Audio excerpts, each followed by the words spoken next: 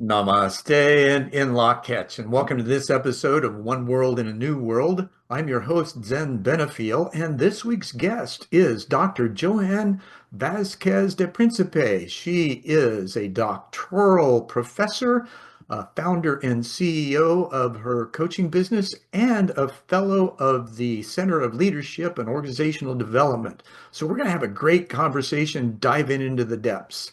Stay tuned. We'll be Explore right the back. thoughtmosphere. Embark on a life-changing journey of self-discovery. Embrace harmony with self, with others, with Earth. One world in a new world. Zen Benefiel skillfully ignites conversations, guiding guests to reveal personal journeys and perspectives. Listeners are inspired to seek knowledge and find wisdom in their own lives. Join this transformative journey as we navigate the depth of human Joanne, it's experience. so wonderful to have you here. Thank you for coming into this thoughtmosphere and being willing to share the details of your inner and outer journey as we discover what those are.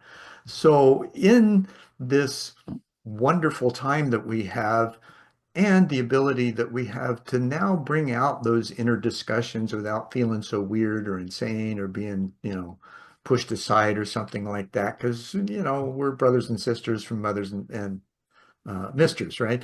So, in that, when did you begin to have your initial experiences in how life gave you a certain understanding that there's much more Mhm. available to experience?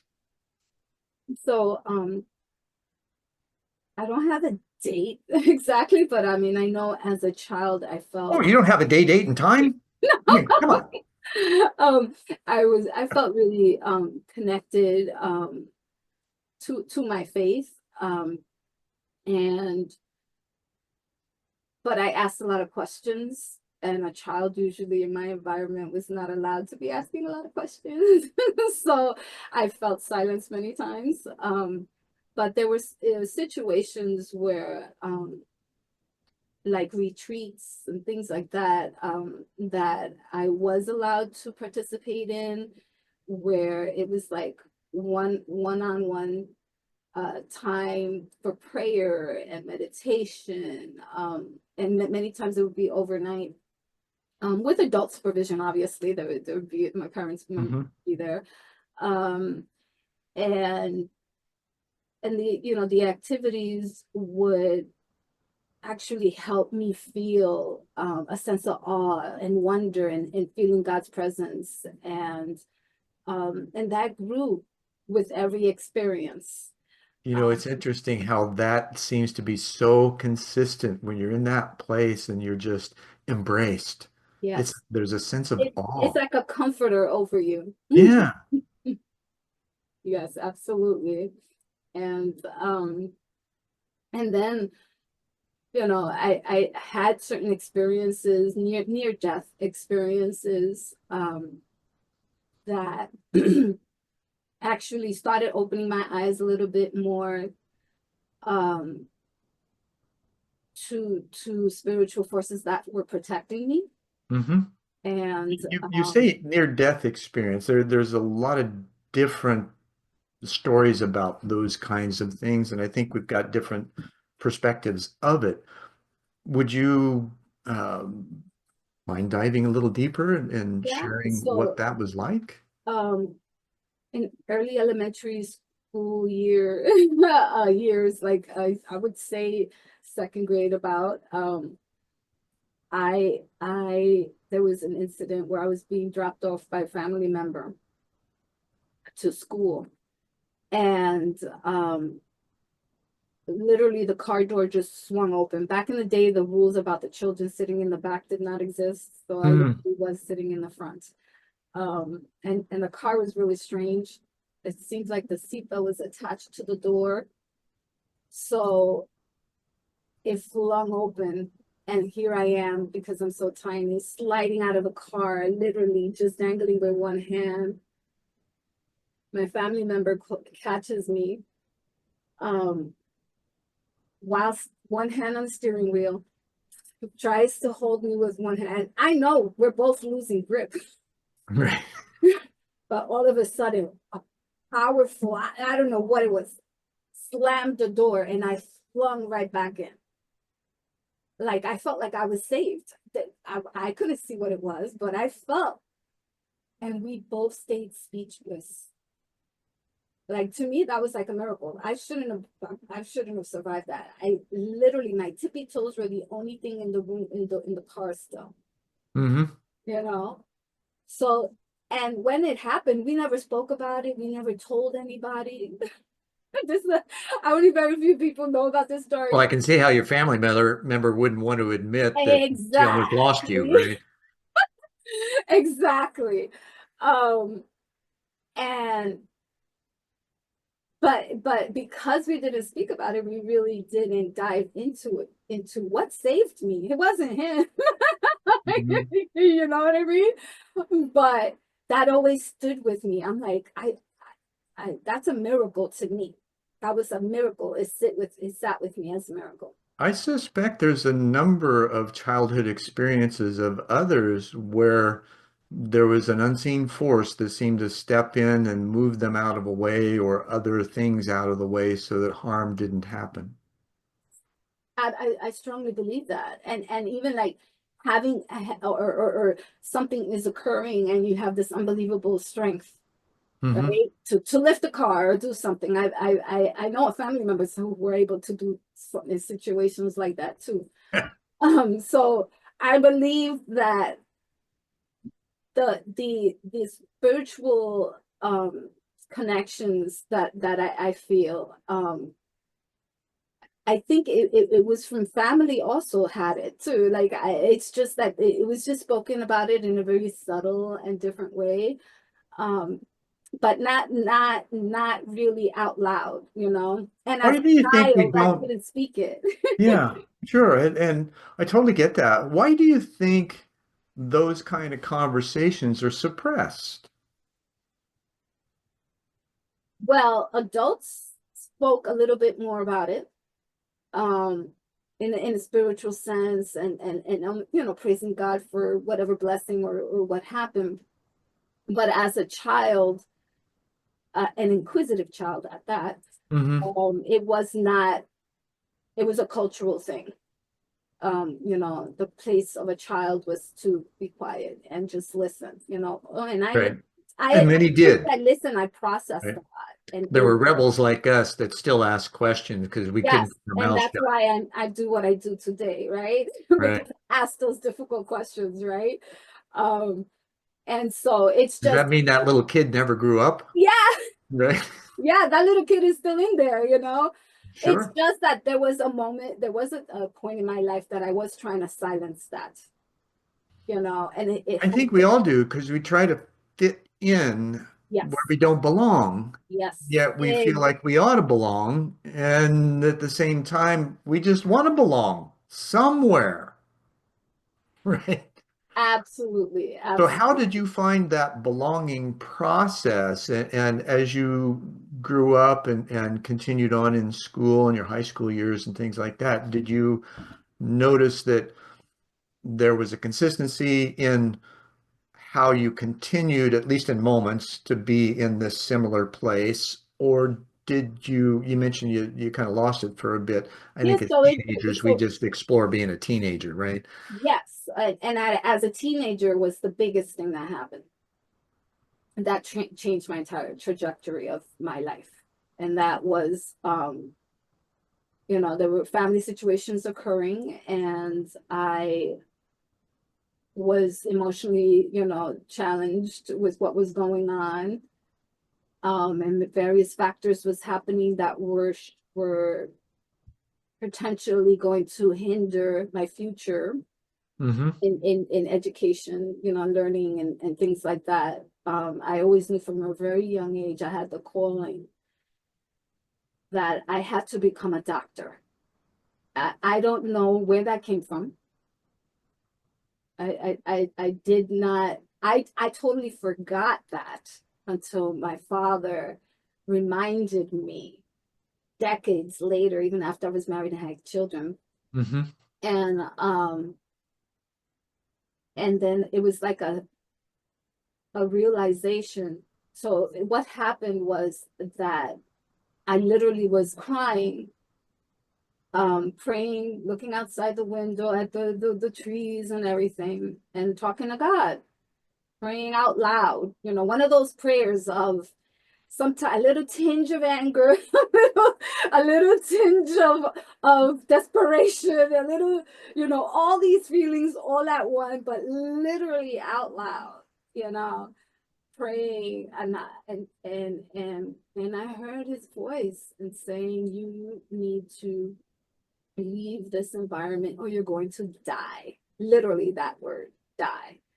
Well, you know, I wasn't, I didn't get fear when I heard that. Mm-hmm. I felt guided. And the word die was not a figurative, you know, physical death. It was more of my spirit was going to die if I stayed in the environment that I was in. Mm-hmm. And then, and then proceeded to, as the days went, again, it consoled me. And I'm like, okay, I don't know how, but guide me. Literally is what I said, guide me and lead me on how I'm supposed to come out of this. And those ideas and those the guidance just happened naturally and organically. It's like breadcrumbs, Yes, right? yes, It just absolutely. It's you, hard to explain. It's hard to explain and verbalize. Paths were open. well, and it's very nonlinear too, Yes. Yeah. Oh, right? yes. Absolutely.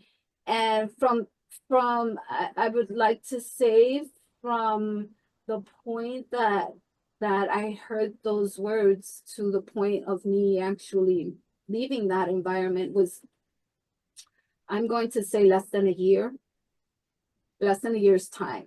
Mm-hmm. And mind you, I was a teenager. And that's when, you know, I left the environment. It was a loving environment. It was just not healthy for my spiritual growth, my emotional growth, um, and my mental growth either. You know, like all the Sure. growths that I needed to develop were not going to be Well, in. there was, from what I hear you saying, there was constriction. Yes, And so whenever there's constriction, it's got to be freed. I mean, same kind of thing happened to me as a teen, also wanting to be a doctor. I entered the pre-med program, and after my first quarter, I realized, oh, that's not really the direction because I wanted to be a healer. I wanted to help people. mm-hmm. And the more I went into that, it's like a energy field you enter, right? And you start asking all kinds of questions. You realize that, oh, wait a minute. Western medicine doesn't treat causes, it treats symptoms and it continues them because it never really goes inside to deal with where those problems begin, which is internal in most Yes. cases. And it's interesting that you bring that up because when my father reminded me was that when when I would say that I know I'm supposed to be a doctor, I always followed up by saying not a medical one. Hmm. I was not meant to be a medical doctor.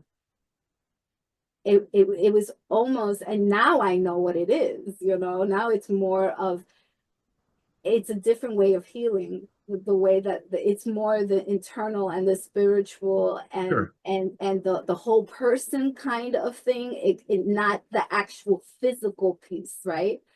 Is more the emotional, the spiritual, the mental healings, right? What was once called philosophy, You right? uh-huh, Well, you know, that which got is changed in the taboo 1400s. many times, right? Well, So and yes. you know, I think we're both very similar in that way. I mean, you had the if you don't leave, you're going to die. And the question I was asked is, are you willing to die for what you believed in? Well, you see the word die is in there, you see?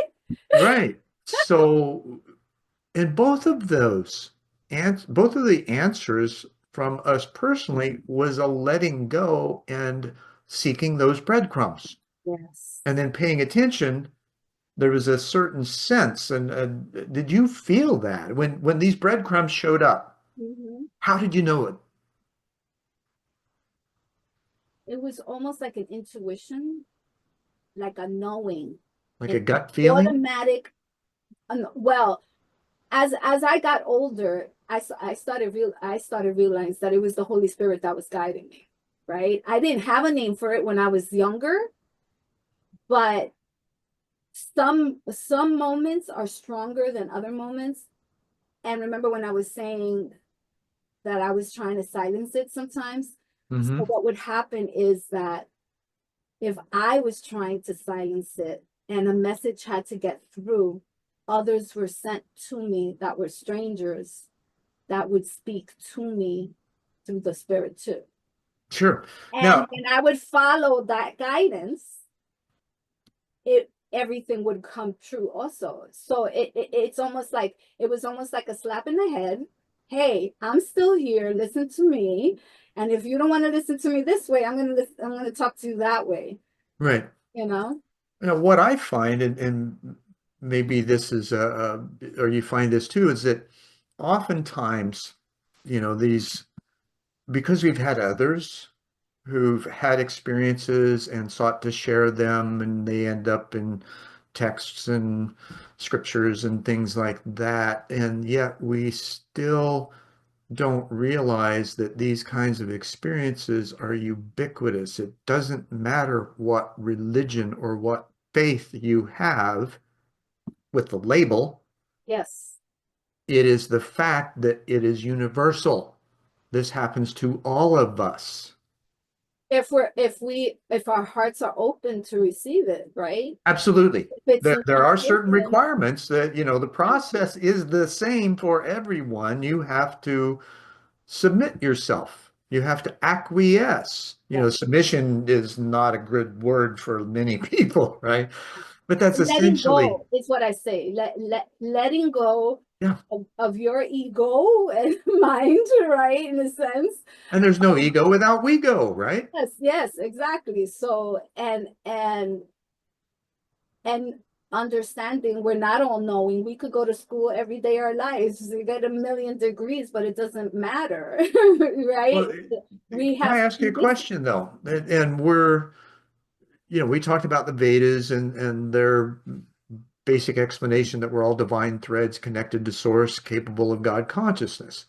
And in that framework, the infinite intelligence is available for our specific needs. So in that case, we do know everything. We just don't want to admit that we do. Because let me ask this, when you ask and that answer comes, there's no doubt whatsoever. And it resounds in your body completely. That Yeah. resonance, that intuition, that, it's like the three brain system, the gut, heart, and the head. All three are in alignment. Yes, Just this yes, thing, right? it's true. And but you have to have your eyes and ears open for that to come through. And sometimes when you ask, it might not come Because you're not immediately. listening It might correctly, take right? years, but there's a lesson in that as well because Sure. Absolutely. the patience and the trusting and the faith that has to come into play in order Well, or then look it's at not that. in our time. It's not in our time. It's not our timing. It's there's if especially if you're living out of a calling, right? A greater, higher purpose. Yep. It's not us. It's not our will. It's God's will, you know. We And call it that, and yeah, yet, you know, that's how I well, because we haven't had the science to back it up yet, in my yes. opinion. And so I that mean, and that's a whole entire thing, you know. I did my research, and actually, you know, in my research, surprisingly, I did find in my research that there is a part of our brain that's called the God spot. Did you know that? There's a yes. part of our brain that's called the God spot. And I don't speak to about it that much, but we are divinely created to be in Designed. this connection in this spiritual relationship, with Uh, our And it goes much more beyond that, in my opinion. And maybe you'll agree with this. It is so defined and designed within us from both a genetic perspective, skill set development, and a soul frequency. So we're set up if, our natural proclivities, if we follow them and we develop a system that supports that, which is what we're in process of, then that unfoldment can take place naturally without restriction. Because that's truly, in my opinion, what loving and being loved is all about. Exactly. And literally, it's funny that you bring that up because that is part of what I believe my calling is, to spread love. There's different ways of spreading love, right? And I think that is part of what I am called to do, is to show God's love in everything that I do. Um, I do it not for me. I do it to help others, obviously. Um, but in more ways than they think that I'm trying to help them. Is So it God's love or is it really your love that you've finally found a way to let go of restriction of? mhm. That is involved too, because you have to you have to be free. You have to feel the sense of freedom in order to Mhm. be able to share it, right? Sure. And it took me a while to get there, right? Well, Um, which not. I is mean, a consistent, I would say, and actually, and that's, I did want to add that, was that my research and my work has been a transformational journey for me, because I started out just, I wanted to learn and understand a little bit about leadership at a deeper level. And then like that'll the take you into other research was worlds. teaching me, that world just was opening, and actually the research was guiding me to explore other things at a more deeper level that I wasn't anticipating. And I evolved with the work itself. So I felt like by the time I ended, it transformed me fully, because there were certain fears in me. And I don't know if it's from the upbringing and feeling, my voice was quiet, um, was the fear of failure, right? Then it got to the point of, okay, can I get started, right? And I would get started, but then I would get stuck, because I felt like I was like almost intimidated by the work, like I'm really supposed to go down this path, right? Like, Right. really, you know. And so, but it took me a while and a lot of processing. The pandemic actually helped, because I was able to silence and all the clutter and all the chaos and all the meaningless things in the world, shut it out completely, so that I could truly hear with my everything, my whole being.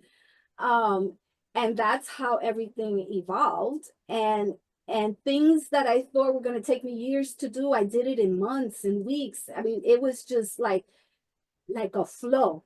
The level It of seemed flow like, and connection was at all four points. Because later down, I didn't know what flow was during that time. Now I know what flow is, right? And it's the oh, there's a great book by and there's Mahaley four. Csikszentmihalyi. Yeah, and but it does take healing. Yes, exactly. If you're not healed, you cannot fully be engrossed in your full, because it is mental, it is physical, it is emotional, it is spiritual. Or when, if all of those are not aligned, you can't fully find your flow. Now, And do I you did. find that when you're in, I totally agree. I believe I understand what you're saying because it reflects this sense of being in the present, unattached, Yes, yes, right? With the intention of serving your highest good. exactly, exactly. The purpose is key, because had that purpose not been there, then the ego would have been there. Oh, I'm trying to do this for me. I'm trying to get my name out there. I'm trying to make a name for myself, whatever. hmm Um, It's the old form of leadership, right? yeah, Now there's another exactly. word in front of leadership that's taking over, and that's servant leadership. Exactly. And it has Which is where I nothing, ended up, where when everything synergized and all the leadership pieces came together and I synergized and built the model that I built, it did land on servant leadership. But it did connect the mind, body, and spirit and soul in there. right, Um, and it, it valid though. It's really interesting because the way it came out organically was a confirmation that I was being spiritually guided to do this. The way it all, came together. And hmm still with the work that I'm still doing in publishing, I literally, like this week, I had another chapter come out that publication was released, a collaboration with someone from university in Australia. And it's about isolation, right? So there's a gift in isolation. This is where you were talking about the what COVID was able to do. And Yes. do you find that there were many others that also felt like, okay, this is a signal for self-examination and time Absolutely. given to do so because you couldn't do anything else. You were sitting at home, obsessed on self-hygiene. Well, for some, that obsession on self-hygiene as a behavior mod program, right, turns inward. They all do.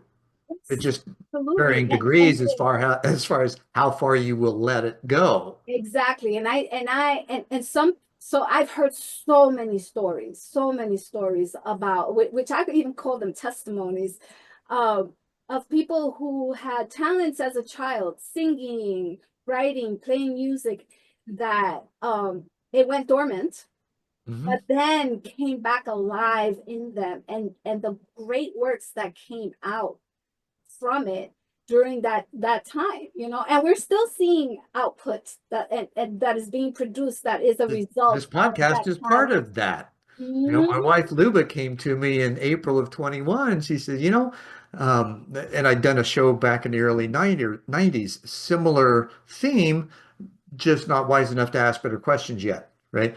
Or maybe some of the questions I asked were good, but she said to me, you really need to start talking to people again. You got stuff to say. People love you. You're brilliant. I have that brilliance that oftentimes is seen as a bit insane, I'm sure, because of the questions I have from the direct experience that I've had, which often is, um, how can I put it? It's unknown to others. I'll just put it that way. Mhm. Because you can't really relate to some things that we say, and you can tell by the language people use, Mhm. right? And the words that they speak, how they speak them is to the level of direct experience that they've had in order to incorporate that and embody that language. Yes. Now, how do There are we, people, yeah, there are, excuse me, if there are people who those no who excuse necessary. Thank you. there are those who have had spiritual encounters, so they could relate, right? um but I feel the other output that came out of the pandemic was that the greater openness to speak about spiritual relationships and encounters and things like that, It's because like the listening shifted. yes, because the listening shifted, but the openness and the hunger to learn more about something did happen right here that we don't know, right? It was like Mhm. an awakening that occurred. And now we are seeing the fruit of what occurred there, So right? let's talk about this fruit.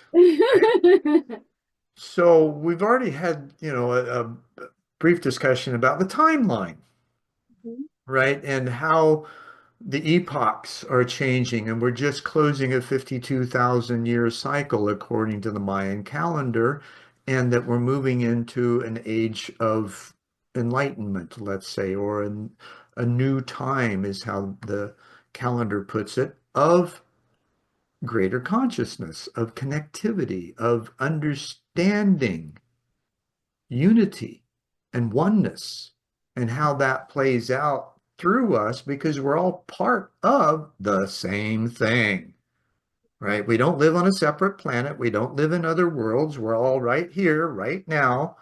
And how we behave and interact with each other are the factors that are changing, it It's so seems. cool. I did a presentation, I think I did call it the superconscious leadership. And the way I aligned my work to it was that leaders need to tap into, the North Star, their personal North Star. What is their purpose? What is their passion? What is guiding them? Once they're able to do that is when true, real authenticity can come out, and they can have the impact that they want in whatever environment, whether it's in their community, whether it's in the church, whether it's in Sure. corporate America, nonprofit, entrepreneurship. It doesn't matter what All of those which are important. they are absolutely important, but there's an integrative mindset that has to occur um in order for it to really work for them. And Sure. I mean, I personally lived it, right? And that's why I encourage it in others to explore it at a deeper level, because what you do with your passion and your purpose is your calling. Sure. And And then that people, you direct call it different experience. things. There's different terms for it, but it is Sure. your calling. Once you find your calling, and you can find your calling in whatever role you have, you just, the alignments have to occur in order for that to really resonate for everyone. That's Again, is this possibly by design?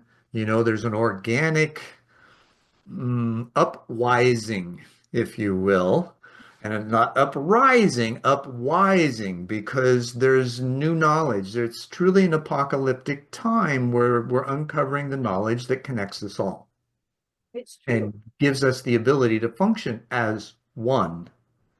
And the systems, our physical world, it seems, isn't really going to change all that much. It might because of the tilting of the earth and earth changes and things like that. Unfortunate that for some who were in the wrong place at the right time. However, there's this consistent move towards a greater understanding of how our uniqueness fits together. Those threads become a tapestry that is absolutely gorgeous and strikes awe in the hearts of everyone. I don't want to say strikes because that's not necessarily a thing. It invites Impacts. awe. It impacts. Yeah. It does. It's like striking a happy medium. You don't want to do that because they're not going to be happy, Mhm. right? Unless you're a glutton for punishment. Um, and I think do you find that we as a human race in our society have been programmed or invited to be so self-deprecating that we are unable to step into that uniqueness and feel comfortable in it without dragging all the baggage from our past along with us? I think that a lot has been changing over the last, like, let's say 5 or 6 years. I've seen language like the conversation is shifting. There's a level of acceptance that's occurring, um, and willingness to listen, and with intellectual humility. Mhm. Because that to me is really important, because there are many perspectives of the same, let's say, topic, for example. But having intellectual humility, that's where respect comes in. And psychological safety. Yes, and the psychological safety, and understanding you don't need to agree 100% with the other person, but just respecting and listening to the perspectives. Mhm. And then that's where the collaborations can occur. That's where the real deep conversations can occur and can make a difference and have an impact on humanity, Sure. right? For the Well, greater good, right? That should be the goal of whatever we're doing in our lives, to be able to. It's not about us. It's about helping make positive change out there, yeah. and building awareness. And I think that we're getting there. More platforms like this one. This is like one of the first platforms that is open to listening to so many different perspectives. And I really do appreciate that, because usually it's either or. It's one direction or the other direction. We don't want to hear you go this way too much, and we don't want you to go that way too much, right? It's And it's so there's always all a part of the cutoff. one, right? So you've got to be willing to look at all the aspects of it, embrace it. That doesn't mean you have to be attached to it. That just means that there's a willingness to talk about it, to have a Yeah, conversation, and outside of the box, right? Out, right. outside of that box, it's okay to do that. Well, And and it also gives you the ability to read the labels on the box thank you. Yes, so that absolutely. you know And what's that's in where it the and biases develop. come in. Yeah. From those labels, that's where, unconscious bias comes in, and that's where people don't feel like they belong. That's where, um culture, there's a culture impact, right? Because Mhm. of that, we're not. I don't know why I was built this way, but I never lived inside that box, right? I never have been either, And and and it's so funny because, I've never shared my spiritual experiences like this, especially not in the open. um, and I'm glad I was able to I provide the think psychologically safe environment for you to yes, do so. absolutely.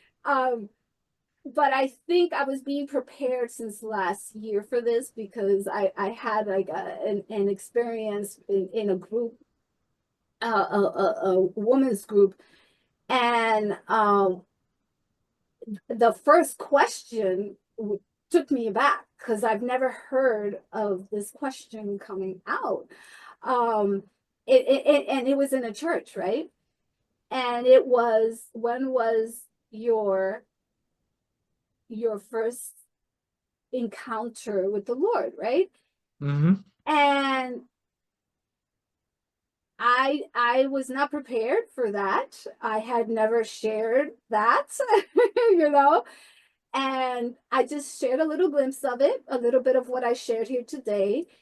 And afterwards, the woman that was sitting next to me actually stopped the entire group session that we were in and said, "I need to lay hands on you and pray for you, because you need to, um, God wants you to build your courage so that you can share these stories," Hmm. right? And And courage is fear that said its prayers, right? yes, and so I truly believe that courage and fear are hand in hand. And so courage is always there, right? But you're walking through the fear, right? It took me a while to accept that fact, because I thought I had to erase the fear completely Well, the in order sense, to be right? able to move Fear forward. causes a sense of anxiety, right? It's Yeah, that it could be. anxiety Yes, yes. that, A fear of judgment, a fear of judgment, a fear of criticism, um, and then a fear of failure, that, hey, I've built this, and it's gonna not be received well. hmm. Um, but not until all those things were processed and I let it go, like we were talking before, um, has has have I felt empowered, like a sense of empowerment has Sure. come into me, that that is also guiding me to be able to share to whoever wants to listen. It doesn't have to be the either or anymore. It's whoever wants to listen. And Yeah. if they want, if they can be blessed wherever it is that I'm sharing.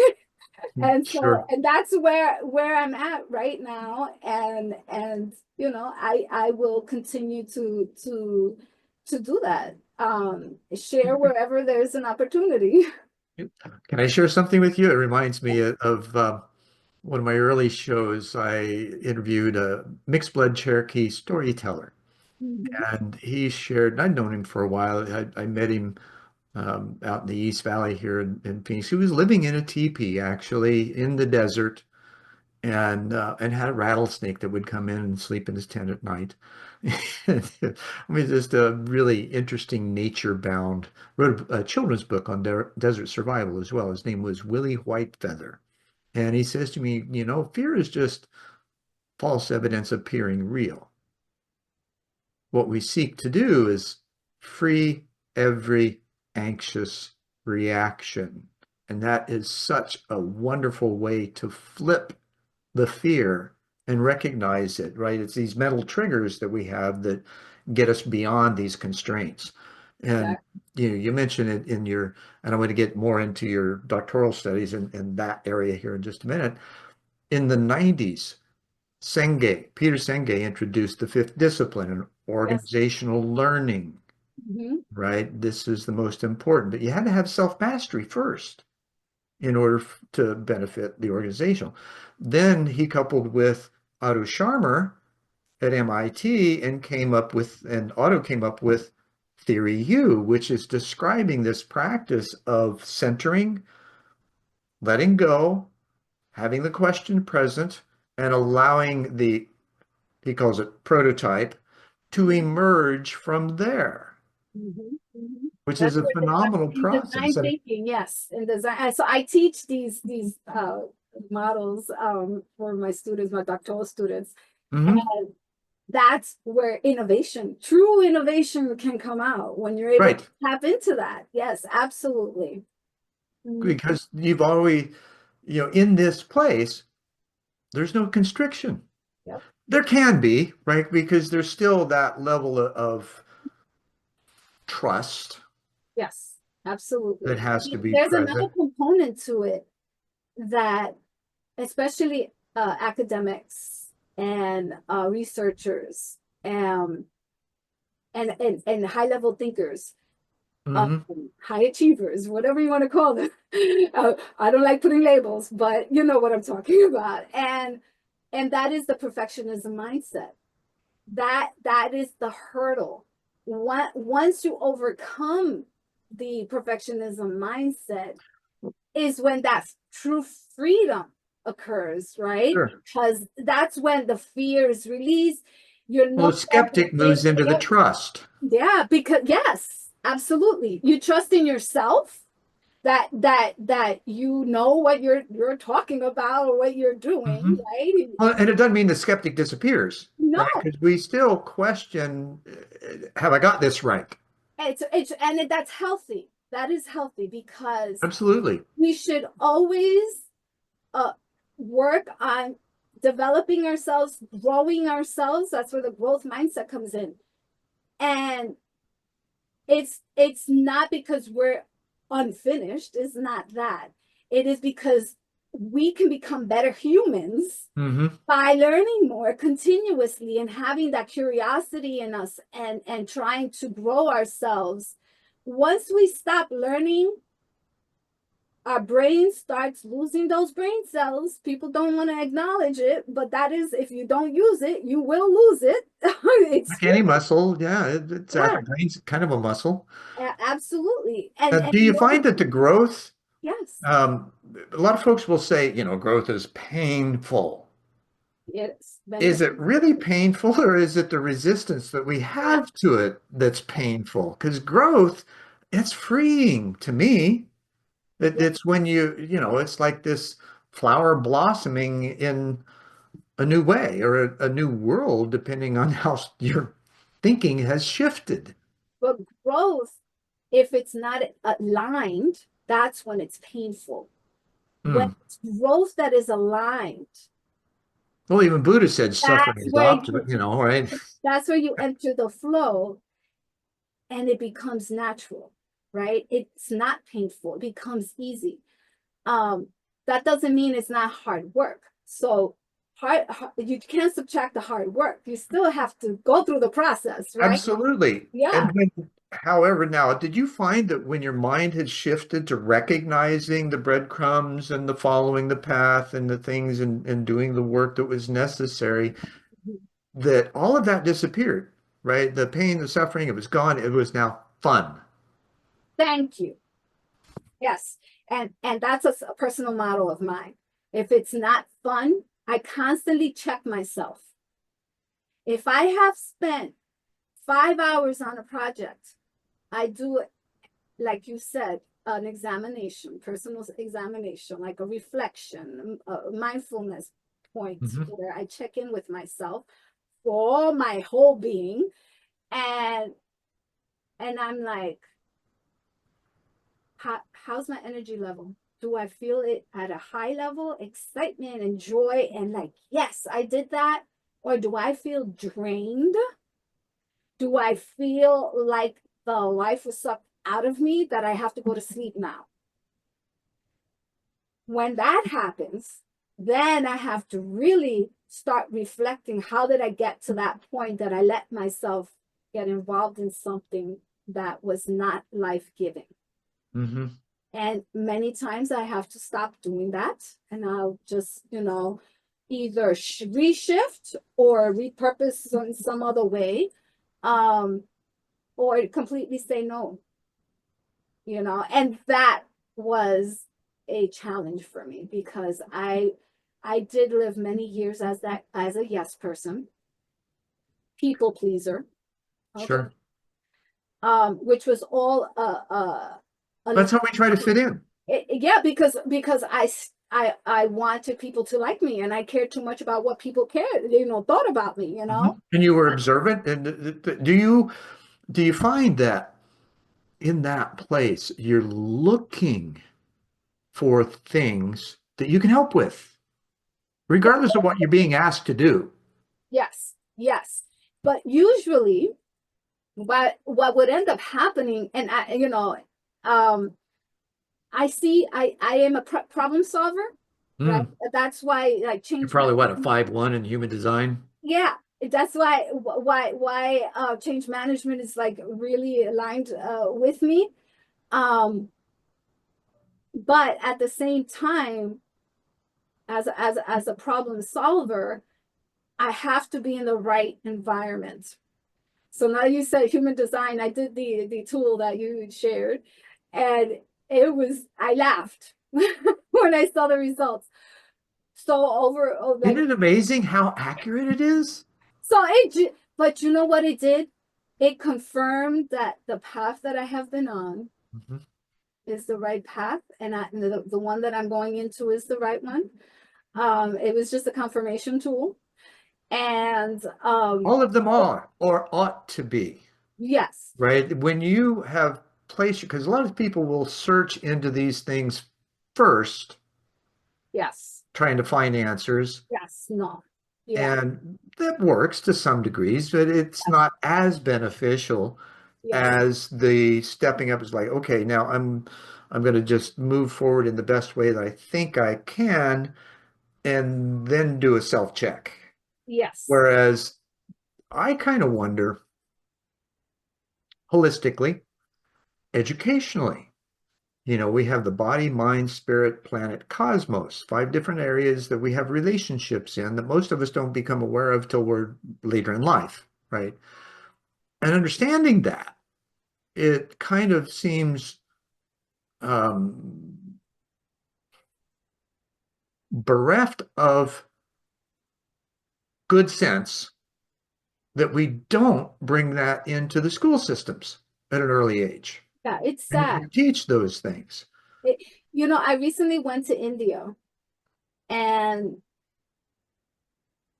I got tearful when I went to a elementary school, and I saw the students praying and doing their worship early in the morning in their assemblies.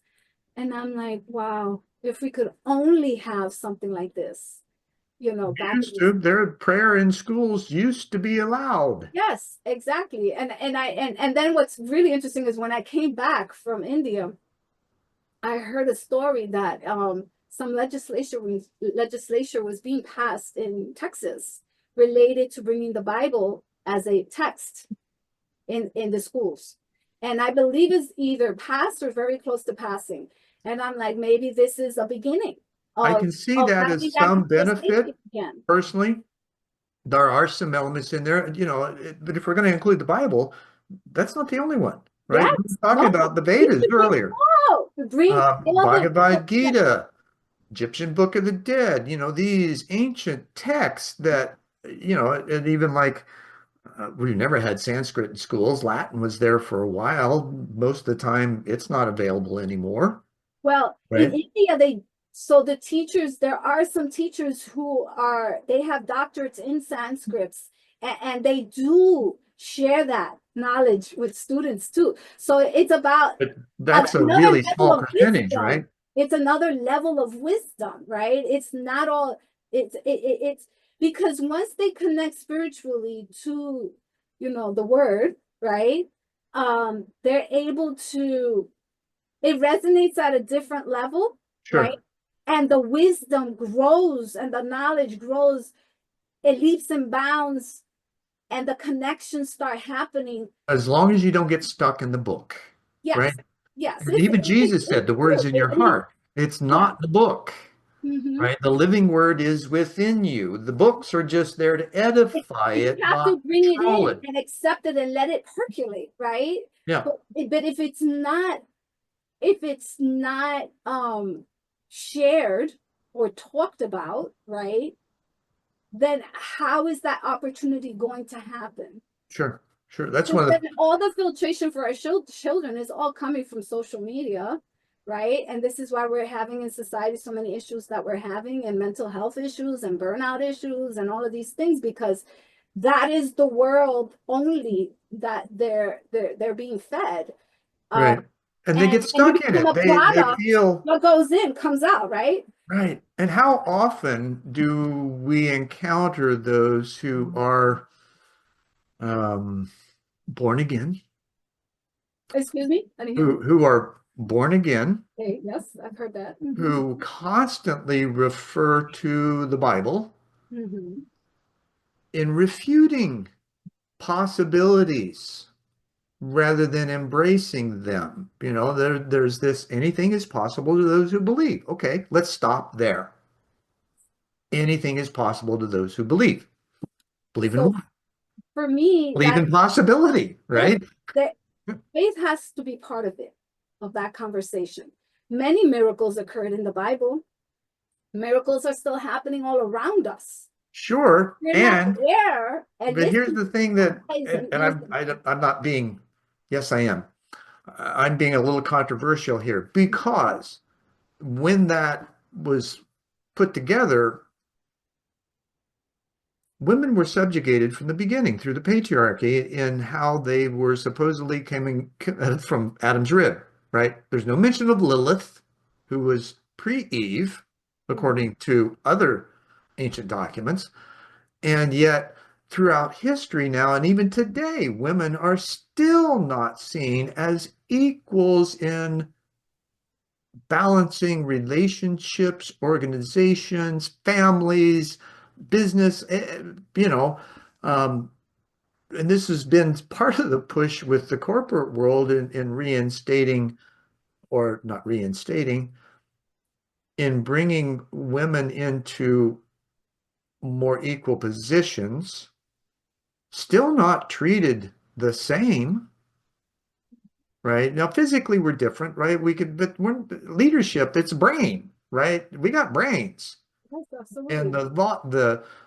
the skills, the talent, the words, the abilities, those are in both genders, and the patriarchy has not been respectful of the matriarchy.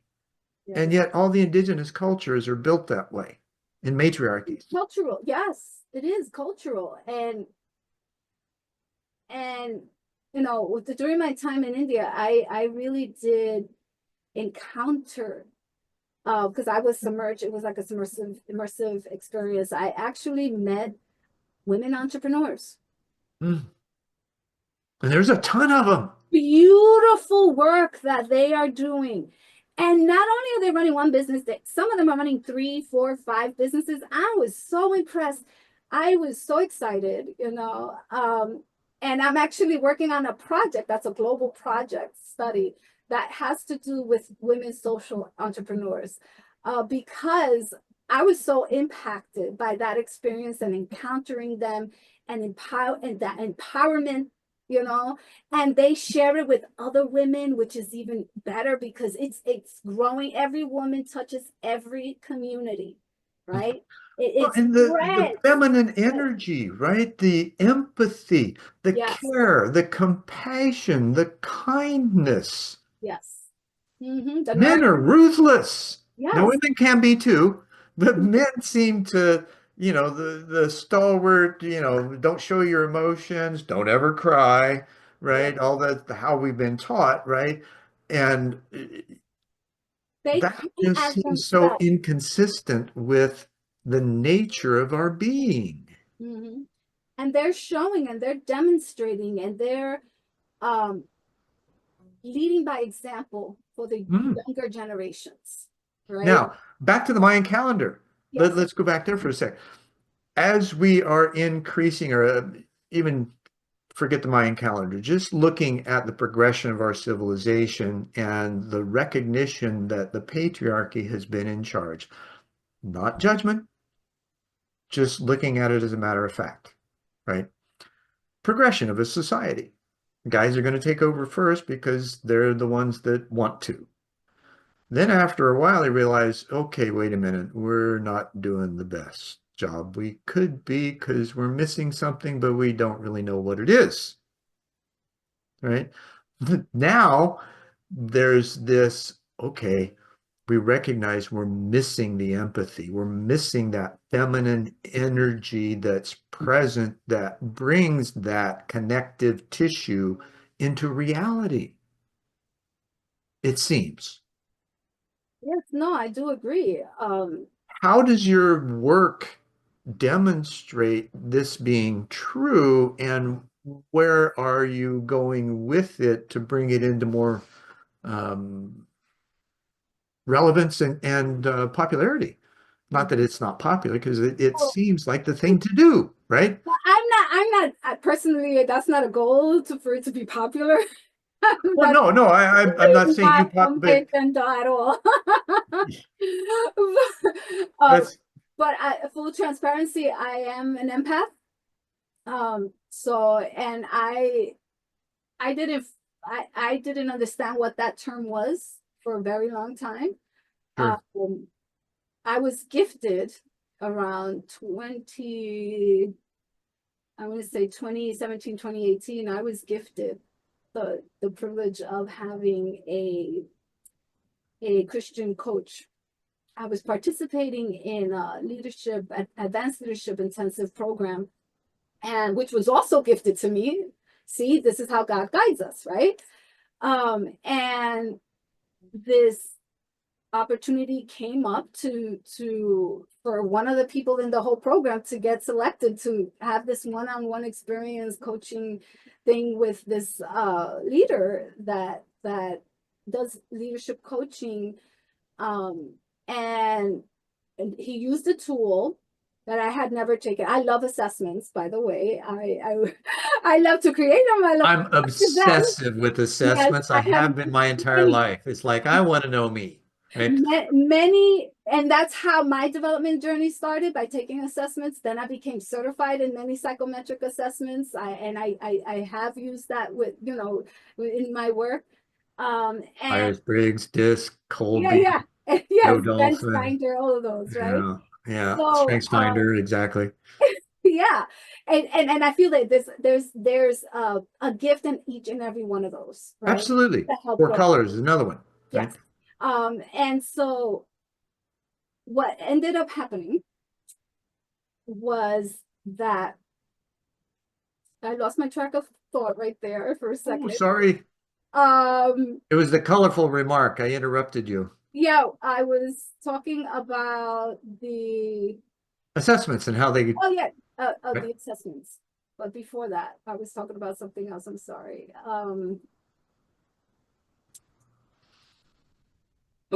I'm sorry. I lost it. Don't be, it'll come back. It was one of those things where maybe it wasn't quite ready yet, and then, or I just interrupted you, and I sometimes do that. It's Um, okay. so you were talking about the assessments and getting into those and how you found they began to affirm your path and where it was going early on. I think, Yes. I became certified in several of them. mhm, And oh, now I remember. I there was it telling is. you a story about that gift that I received to work with this particular coach. Right. He used an assessment that had to do with emotional intelligence, social emotional intelligence. Mm, There's many of them out there, right? Um, Now I was going into it, I was thinking, you know what? I bet you I'm gonna have a high score in this because just because of I things I've experienced in my life and my spiritual encounters and things like that.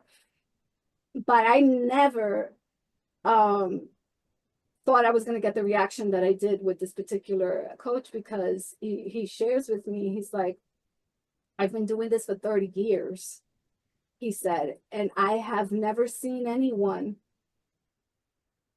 be off the charts. And I didn't understand what that meant. So there's a range, I think a scale or something that they use, and there's right. graphics. There's graphics. So when the results came out and he's like interpreting them, he's like, I really don't know how what like it was like you're literally not anywhere in the range that we could even like talk about for like coaching purposes, right? Like there's like if you're low on something, then they Yeah, you kind of got the point that he couldn't really tell you a whole lot. He could yes, probably learn something from you. yeah, exactly. But it was still a blessing Sure. Well, because he gave you the confirmation. he did give me the confirmation, but not only that, I mean, God spoke to him to give me a message and told me that I was not working in the right place. I no longer needed to be where I was at. Hmm. However, caveat to that is don't be in a rush to make the change. It's in my time, not yours. Literally. So that was like an aha moment and almost like, okay, now things have to be a little different on how I maneuver myself here. And ultimately, it took, let's say, 2 years from the time of a year and a half to 2 years from the point that I had this coaching experience um, to actually make, have that change happen in my Well, life. it's a universal alignment, right? There's still the details, and when you make a choice to follow it, the universe still has to arrange things in order to place the breadcrumbs in front of you, Yes, right? This is that infinite intelligence that we call God yes. that is directly related to the choices and the thoughts and feelings that we have about them. Mm-hmm. And it It's confirms, like it really did confirm. I did what I was supposed to be doing at the place that I was at, but it was done. It is Mhm. finished, you know? Sure, And sure. it was just a matter of, you know, putting bows and tying things together and wrapping things up in a nice, neat package Good before. luck with that. Mhm. It's usually pretty messy. Uh, Yes, it usually is, but that's why it wasn't intended to be sure. that Well, the way. messiness doesn't mean that we have to get caught up into it. It just means that we wade through it with effortlessness Yes. in most cases, even at as you had as a teen, the message I got was that, you're here to do this. It's going to happen in your lifetime. Know your life's going to be full of trials and tribulations. Have Yeah, faith absolutely. and Mhm. trust that everything you need will be there at its appointed time. Yep, absolutely. And that's how I have lived. You know, and there were and there have been and there still are challenges, right? Sure, It's always will not be, an easy hopefully. path. It is not an easy path to live in this way of complete and utter trust that you're in God's hands. That's the way I see it. Yeah, I would. Guiding you and leading you. Are you sure it's not easy? I think that's a There's belief. nothing easy about it. What if it The was? joy, the What would peace, happen if you shifted your awareness to the total trust and it was fun and easy? you can accept it too. Some things, there might be moments of that flow that I'm Well, saying that sure. I mean, we're human beings. We have sense. We're life presents us interesting situations where we have to be still for a moment and figure out what to do. yes, that was the pandemic for me, my Yeah. moment of stillness. But I've learned to practice stillness. In I was introduced to this framework called emotionally healthy spirituality. Hmm. I was while it was being under development, I was part of the community that was putting it all together, and that was my first introduction to the whole person approach to living it fully, right? Fully engaged, and letting go of the past, living in the moment, and be in a state of expectation, of expecting, that Sure. that goodness is Anticipation. coming to me. Now, is it more not necessarily letting go of the past because it's there, right? You're not going to change it. Yeah, it's part of you. Your Is childhood it is always more, there, but it's not living it every single day.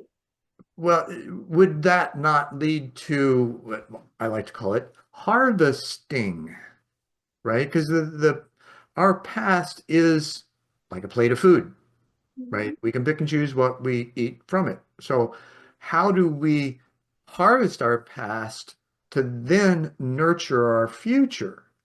mhm, So that allows us to be in the present, mhm. observant, as opposed to constricted because of our feelings about the past, Yeah. because there's no carry-ons on this flight, Mhm, and then be able to look into the future and allow it to appear as it wants to be, not how we think it should be. yeah. And it takes a lot of discernment to be able to do that sometimes, right? Oh Because yeah. Yeah, we it's a so there's challenge to be present enough to allow that to happen, isn't yeah, it? Because that's all about flow. yeah, and also awareness, Sure. because we may have a perception of ourselves, while the perception of others, how they're receiving us, can be different, skewed a little bit, right? And they may be receiving things that you're not trying to project. However, because you're confident or you're overexcited about something, you may It project depends. something else to others that is not really what was intended. So in those situations, having that awareness is really important, and understanding who you're speaking to, the audience that you're with, in order to adapt. Um, Exactly. not changing yourself, but adapting the conversation, the approach of how you interact with others, in order for you to be able to Sure. reach I that. heard an HR guy earlier today. He mentioned something about the pathology of the people that he was speaking with, right? And I like, oh, Absolutely. pathology, that's a study of disease, right? Well, They are Behaviors are a dis-ease. personality as well. Right. So those kinds of things, then when you're empathic, wanting to serve, you are aware that you need to be observant and look at the responses that look, sense, right? The responses that you're getting from your audience, you'll feel it. You'll Yeah. know whether your words are landing correctly or Mhm. not and adjust accordingly so that Absolutely. you can be more inclusive in the Mhm. message delivery. Absolutely. And shifting to remote environment, right? Had a little bit of challenge. However, um, there's a different like something else came out of it. Like the interactions that I it took a little time, but Mhm. I can get to the level of depth in relationships in this environment that Look at the conversation we've been having. exactly we've been on Right. the phone for over an hour and a half. So but it did, like I said, it wasn't easy. It took time, practice, some hiccups along the way where I felt like my head hit the ground, you know. At least didn't hit a Um wall, right? yes, You didn't bloody it too but I much. learned from the failures. Right. I learned from each failure. There was Well, a lesson in let's every back single up just a failure. little bit from that word. I detest the word failure. The hiccups. Okay. When the hiccups occurred, I still Hiccups, learned yeah. from every single one I of them. heard a good word. Kerfuffle. Kerfuffle. That's so cute. I have to give Kerfuffle. credit to Write that Dennis one down. I'm Patako gonna for have that one. The yeah, and I think it's a perfect word. You some. know, it has that sort of broken feel, kerfuffle, but there's a nice fuffle in there, right? So there's this opportunity for learning Yes. and not the self-criticalness, the self-deprecation that we Yes. normally entertain And in that's that. that's like the perfectionism mindset. Whenever those things start kicking in, that's when It ceases to be fun. intentionally positive thoughts have to come in, like meditation, affirmations, things to come in, so to counteract those So how do you negative. discipline your mind to Yes, do that? an intentional practice, and it's an intentional practice so that it doesn't overcome you, so it doesn't paralyze you. And with practice, that's where I've seen people do this, and I've done it myself. The rebounding effect from those kerfuffles, right, have Yeah, been shorter and shorter. So the rebound, so back in the day, mhm, it would take maybe 6 months for me to from a kerfuffle to recover, right? sure.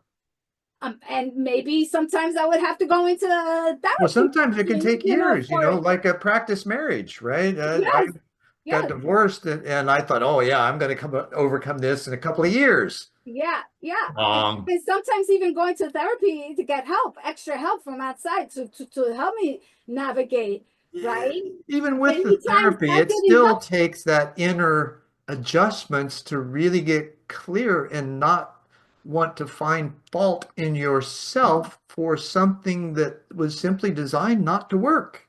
Thank you. Yes, yes. And it took me a while to learn that it wasn't always my fault, that it was environments or situations that were out of my control.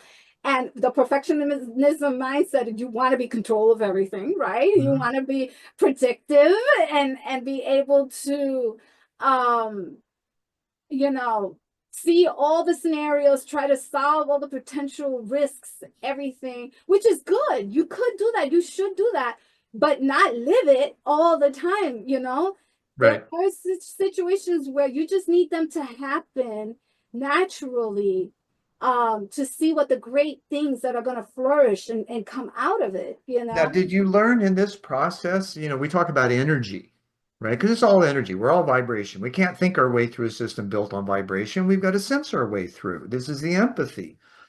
Do you find that in that process that you are able to recognize when you push and pull energy? Oh my goodness, yes. And I didn't know what that was. When it was happening, it was almost, there was a point there was a particular relationship, a work dynamic that I was involved in that literally was that push and pull. And I kept saying it to the person, what is this push and pull dynamic that Mm. we are in right now? Because it started becoming overwhelming. Um, and at that point, I did not know that I was an empath. So after I learned that I was an empath, and I realized what was going on there, I realized that the that was not healthy for me. Oh, it's competing wants rather than Yes, it's a needs. whole level of competition that was destructive. Well, it's psychic That's, competition as much as anything because it's never spoken about. yes, yes, but There are these hidden it could agendas that be, want to take place, right? yeah, there's healthy, there's parts of it that's healthy, but when it gets to that push and pull, that is that toxicity that kicks in, it becomes poison and starts killing our spirit, Hmm. and silencing the goodness that's trying to guide us, Right. not And until in the that corporate world, we detachment call happens. those organizational destroyers. Yes, Right? there, you know what I call them? Energy vampires. Well, that too. Energy vampires. They know when they have met someone who has certain gifts that can ignite motivation, that can ignite inspiration Hmm. in environments just by walking in them. And then And that's scary to some of those. they attach Yeah. themselves to that individual to suck that energy because they don't have it organically.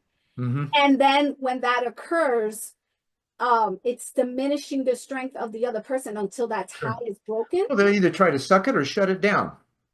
Well, that's ultimately what ends up happening because, in my scenario, this is what happened. It went from, okay, now I know there's something off. I don't know exactly what it is, but it has to end. Cut ties, right? But then sabotaging came afterwards. Oh, you're not helping me. You're not helping nobody, right? Kind of situation kicked in, you know?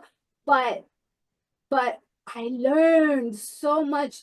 And God does bring people into our lives at certain seasons to teach us certain lessons. It may not be all so beautiful all the No, no, time. it was my first my first It is, corporate job working yes. for an aerospace company. I was in charge of $7 million a month in shipments, 800 part numbers and 35-person department.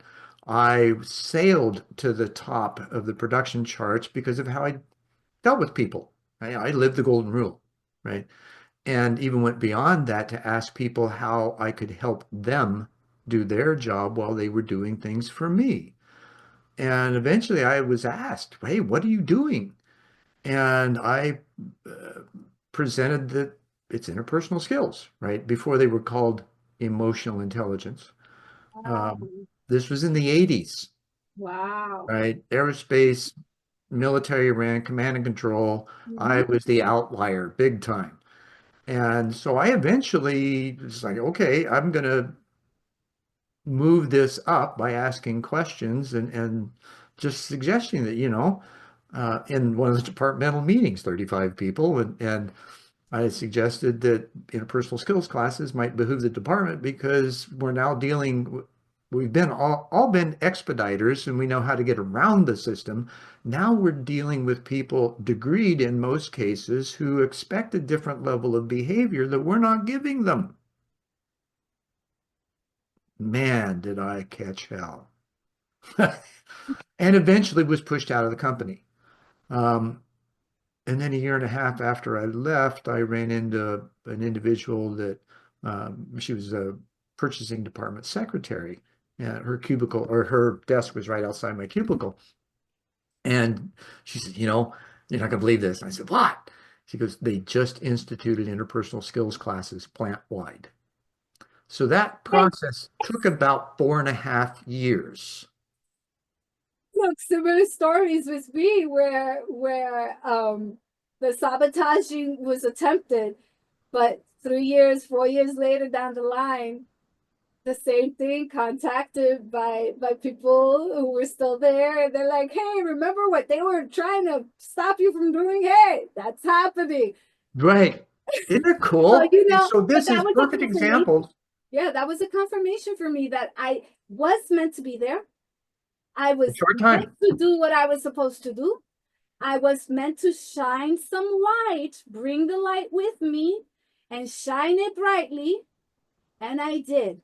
And then when the job was done, it was time to leave. So that's a discernment that takes the level of the discernment. You don't want to be stuck in a place Right. where you're no longer flourishing or thriving, right? And that happens so much. And not only for me, it was a trifecta.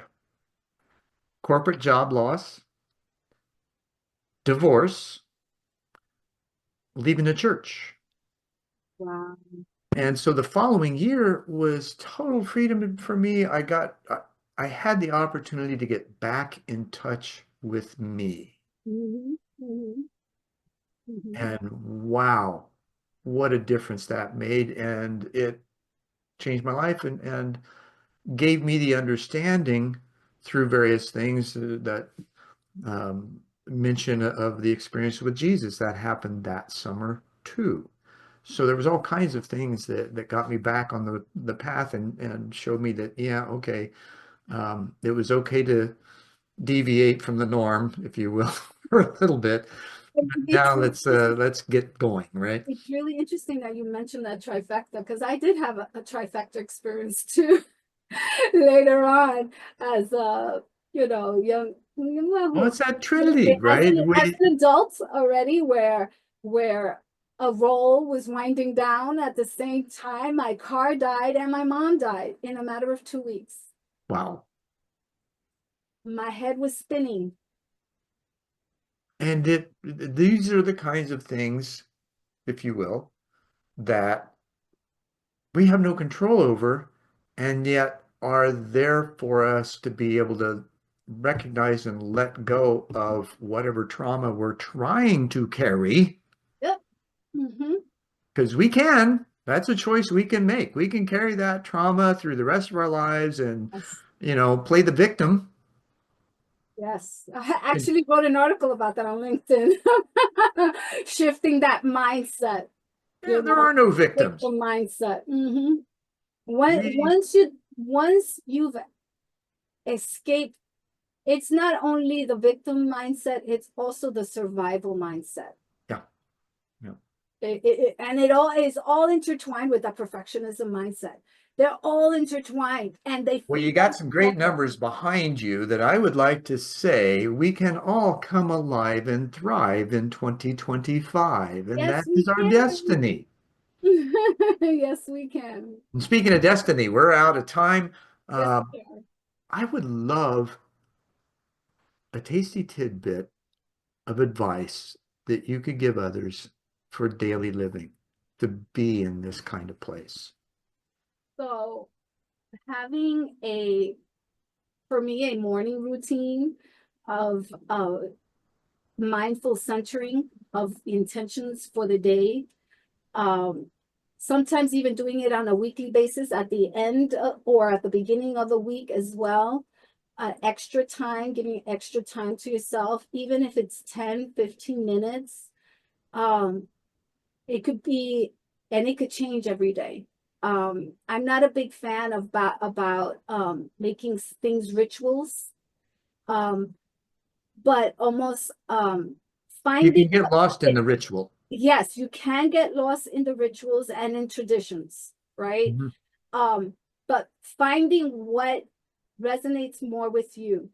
Times I do like when I was going through the emotionally healthy spirituality growth experience that I Mhm. was going through, one of the things that was impressed upon us was to memorize the Lord's Prayer. So literally, the first thing I do when I wake up in the morning is the Lord's Prayer. Before I go to sleep, the same thing. And when I'm feeling off during the day, I will pause and do it again. Hmm. Right? So there could be days where I'm reciting the Lord's Prayer 5 times a day, you know, and it is a way of stilling my brain. When my brain is racing because I have so many either things to do or because I'm processing a lot of data in my brain, Hmm. that is the only thing that literally calms my brain is reciting the Lord's Prayer. Other practices are daily affirmations, devotionals. I do use this wonderful app. I was also introduced to it during that time. And it's called the Centering Prayer app. Hmm. And you set it all up how you want, and it incorporates reading a devotional in the beginning and at the end. You select which ones you want, and then in the middle there is stillness and silence. So it plays music, and then it has a timer. You set the time, 5 minutes, 10 minutes, 30 minutes, however, and with time you do grow in this ability to be still. You could do it while you're walking in the park. Hmm. I've done that walking in the park, or sitting on a bench, or just at home, and or waiting on the bus or the subway, and Wouldn't it be great to be able to do that yeah, moment to moment? it's great, Yeah. because it's centering and grounding you. Um, but in the stillness, there's also intentionality. Sure. So if it's that I need to wait and listen for something to be told to me, I'm listening, right? Because there are different moments depending how you're going into it. Letting God speak to you in those stillness moments. Um, Stillness moments are always good. And it's the only way that that the clarity can come in, right? mhm. And the clutter goes out, right? And um, it's it leaves you with a sense of peace to do whatever it is that you need to do the rest of your day. That surpasseth understanding, Yes. right? Mm-hmm. Joanne, this has been such a wonderful conversation. I totally appreciate your time, your talent, your skill set, and the wisdom that you've shared in the work that you've done and what difference it can make in others' Thank lives. you.